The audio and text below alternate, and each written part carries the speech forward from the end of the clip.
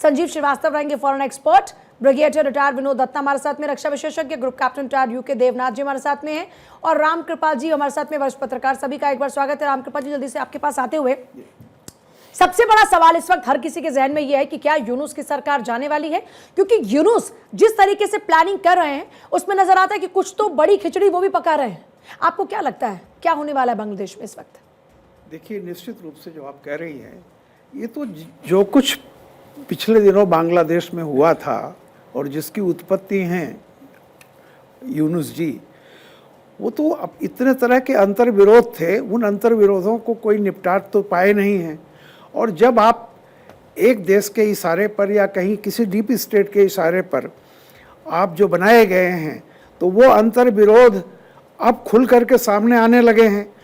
अब जिस तरह अभी जो मौजूदा जो मामला यही है कि देश की सॉवरेंटी, उसके सवाल पर जब ये होता है, खुल के चीज़ें आ जाती हैं कि किसी दूसरे के देश के दबाव में आप अपने देश की ज़मीन या जो भी है उसको देने को तैयार हो रहे हैं। तो अब ये जो है कि सेना और यूनुस में वो जो डीप स्टेट ने जो किया था वो खुल करके सामने आ रहा है। तो ये तो निश्चित रूप से है कि जो कुछ बांग्लादेश में हो रहा है ये होना ही था। आगे अभी तात्कालिक रूप से मान लीजिए कि आर्मी का वो चीफ सफल होते हैं या मोहम्मद यूनुस होते हैं, लेकिन ये कितने दिनों तक? जो बेसिक सवाल है कि जब आप किसी की कठपुतली बन जाएंगे तो फिर वो आपको नाचना ही पड़ेगा।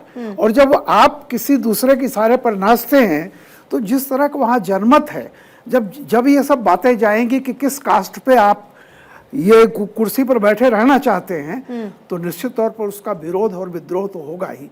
और बांग्लादेश में देखिए, आज से नहीं, मतलब शुरू से ही मुजीबुर रहमान ने बनाया और जो भी हुआ आगे, इरशाद के ज़माने से जो कुछ चल रहा है वहाँ पे, बीच में शेख हसीना थी तो थोड़ा सा कम से कम विकास इसकी बयार वहाँ बह रही थी। याद कीजिए कि ये तो होता था कि टेक्सटाइल में बांग्लादेश इतना आगे उभर रहा था कि कई लोगों को चिंता हो रही थी। और ये विदेशी ताकतें हमेशा ये देखती हैं कि एशिया पैसिफिक में अगर कोई ताकत बढ़ती है तो उसको किस तरह से उसी के अपने अंतर्विरोध में उलझा के रखा जाए, ताकि वो आर्थिक चुनौती किसी और के लिए ना बन सकें। और इस चीज में डीप स्टेट कामयाब हुई। और ये और जो मोहम्मद यूनुस हैं, ये जब से आए, अभी हाल में देखा इनको चाइना गए, वहाँ 7 स्टेट की बात, ये 7 सिस्टर्स की बात कर रहे हैं। अरे तुमसे अपना घर तो संभाले नहीं संभला जा रहा है, अभी से वो चाइना कहीं, अमेरिका कहीं, सबकी कठपुतली बन गए, तो ये हासिल तो होना ही था।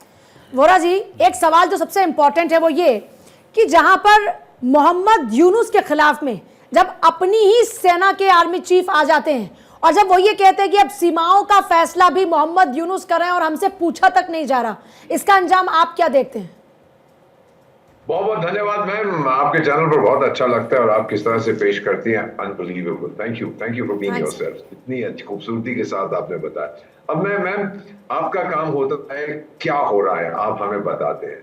हमारी ट्रेनिंग 52 साल से एज ए डिप्लोमेट है, क्यों हो रहा है, दुश्मनी क्यों हो गई है बिटवीन यूसलेस खान नहीं, क्या नाम है उसका, मोहम्मद यूसलेस खान जो भी है उसका नाम, कि क्यों हो रही है उसके बीच में और सेना के बीच में। इसके 3 कारण है, बहुत जल्दी बता देता हूँ। बिल्कुल सही कहा था मुझसे पहले जो एक्सपर्ट बोले, उनकी जानकारी मुझसे कहीं ज्यादा है कि अमेरिका ने उसको फॉइस्ट किया था, शेख हसीना को हटा दिया। शेख हसीना को हटाया क्योंकि वो देने को तैयार नहीं थी सेंट मार्टिन आइलैंड, और इसमें बिल्कुल सच्चाई है, वो वहां पे एक बेस बनाना चाहते थे चीन पे नजर रखने की। आपस में कोई दोस्ती नहीं है, डोनाल्ड ट्रम्प जो भी कहे, आपस में कोई प्रेम नहीं है चीन के लिए उनमें। सो वहां पे जो आइलैंड बनाना चाहते, शेख हसीना बोली नो, उसको बाहर निकाल।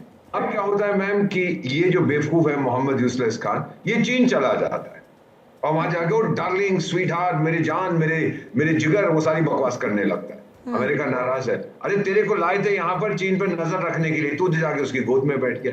He has to go. Second, military. Ma'am, Sudan में जहां मैं 5 साल आपका राजदूत था, वहां पे यूएन पीस कीपिंग में, बड़े ध्यान से सुनिएगा, इसके पीस कीपिंग मिशन होती है। पीस कीपिंग मिशन में यूनाइटेड नेशन $1000 सिपाहियों को देता है, $2000 पर मंथ। जो ऑफिसर्स होते हैं उनकी अपनी तनख्वाह अलग होती है। मैम, बांग्लादेश के लिए ये जो पैसा आता है, आधा पैसा मिलिट्री ले लेती है ताकि उसके साथ अपने आप को मॉडर्नाइज करे। सरकार के पास पैसा नहीं है।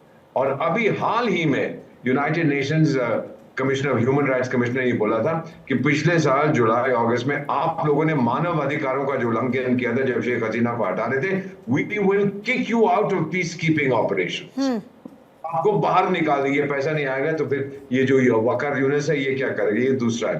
Finally ma'am, the third reason, Bangladeshi तंग आ चुके हैं। Bangladeshis are not jihadis. ये 10-15 हजार लोग वहां पर हैं जो बहुत शोर मचाते हैं। पाकिस्तान के भी बारे में आप बात करते हैं कि वो जा रहा है वहां, गोइंग बैक टू बांग्लादेश। क्यों जा रहा है? बदला लेने के लिए कि 71 में जो आपने मेरे साथ किया था उसका बदला मैं लेना चाहता हूँ। ये यूजलेस खान ये पॉलिटिशियन नहीं है, कुछ नहीं है। हिलरी क्लिंटन का हाउसकीपर या खनसामा होता तब जाके करेगा। माय असेसमेंट, अगले 2 हफ्ते में या तो इसको भेज दिया जाएगा जहां सब जिहादी जाते हैं, 90 साल की इसकी उम्र होने वाली है, या ये भाग जाएगा वहां से, फौज निकाल देगी। एक ही इंस्टीट्यूशन है बांग्लादेश में जिसके वहां के लोग पूरा रिस्पेक्ट करते हैं, वो उनकी फौज है। हमें पसंद हो ना हो, बाकी ये बकवास जो मर्जी करता रहे, ही हैज नो आइडिया कि ये क्या कर रहा है। He has to go ma'am, no question.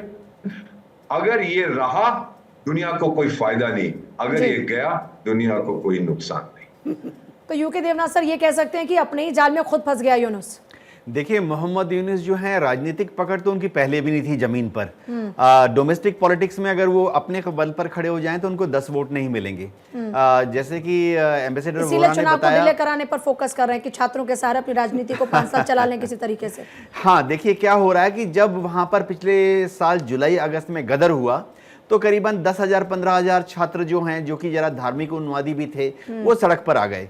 Bangladesh की आर्मी ने सही आंकलन किया कि इन 10-15,000 छात्रों पर अगर फायरिंग कर दी, इनमें से 10, 20, 50, 100 मर जाएंगे तो मामला और ज्यादा उलट पड़ जाएगा।